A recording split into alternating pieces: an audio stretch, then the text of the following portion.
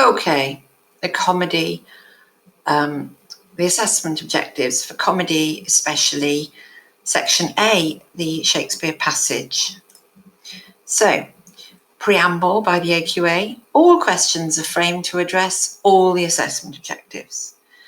Answers are marked holistically as all one. So in some examples, you get some marks for AO2 and you add them to your marks for AO3. It's not like that. They're all there all the time and they read the whole answer and all its strengths and weaknesses. So it's not as important to know what each AO is and what you have to answer where, because it's all of them all the time. You write a good essay, basically.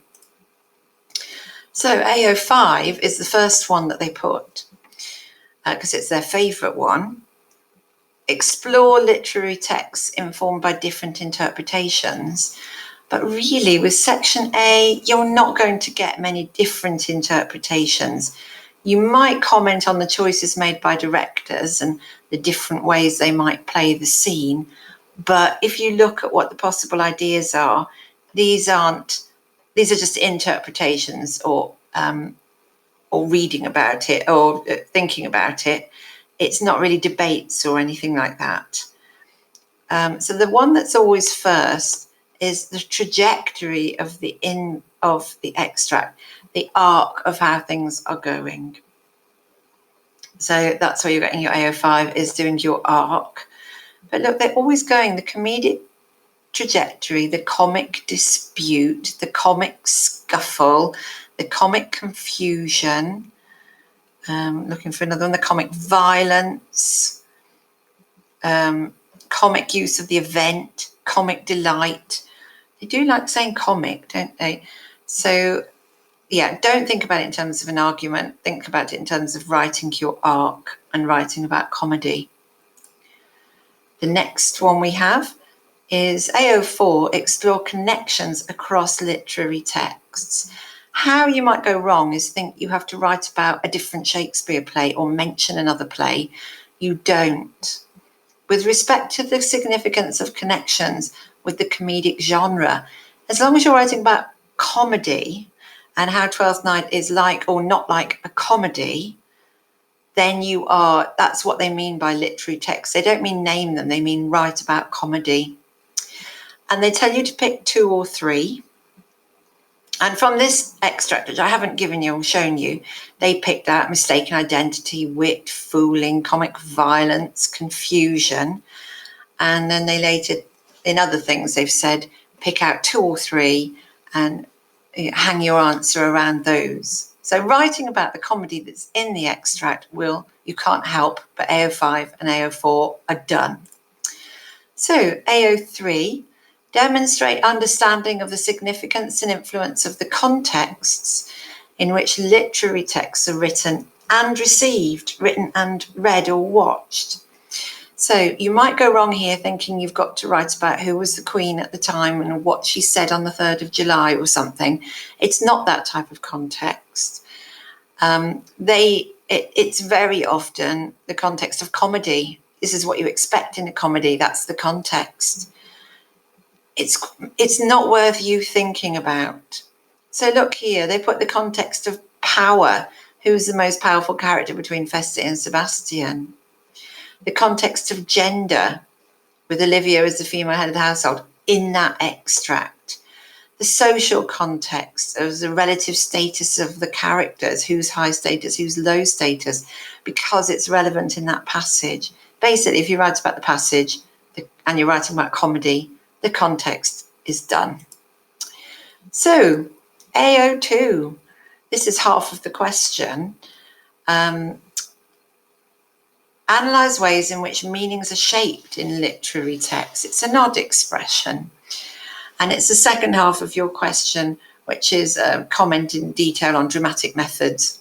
Sorry, I've said it wrong. You know the bit. So, with respect to the significance of dramatic method, they always start with where it is in the play, the structure, the extract's position towards the end of the play, this one that I haven't shown you. So where does it occur in the play? There's a bit of structure for you. Then they've said dramatic spectacle, and that can be entrances and exits. Dramatic irony, that's massive. The audience knows it's a joke. The character doesn't know it's a joke. Dialogue, great one. How it ends. Relevant language features, playing on words, some self-questioning in this one, some imperatives. You might get some asides. We haven't got that here. Talking to the audience, some commands, some putting people down in there. So they're very keen on the structure. Where does this occur in the play? Are people expecting it to end? Is it the climax? Is it setting stuff up?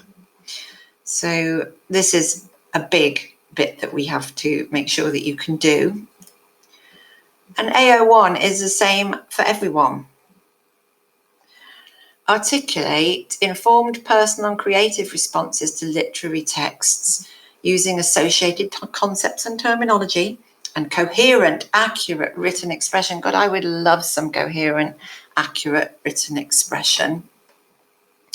So where you might go wrong is to think you've got to put loads of things like asyndetic listing. I can't remember all the things. Prefronted adverbials is famous, isn't it? It's not that type of terminology. It's more like, here's a sympathetic character. This is the climax of the play.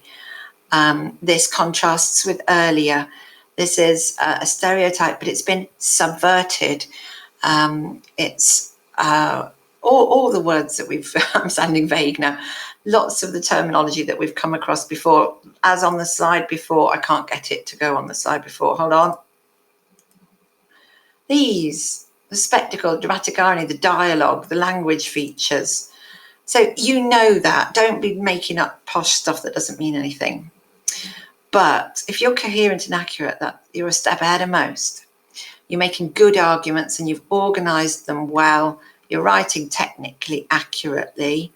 This is what you need to focus on. Really clear, persuasive writing, and keep the clutter out. Okay, so I'm not going to, the rest of it's a different section. So I'm just saying with section A here, we have AO1, write a decent essay, organise it and have clever ideas. Write about it from what Shakespeare's doing, how it works, where he's placed it. Trying to get, oh yeah, what's this one? Write about it as a comedy.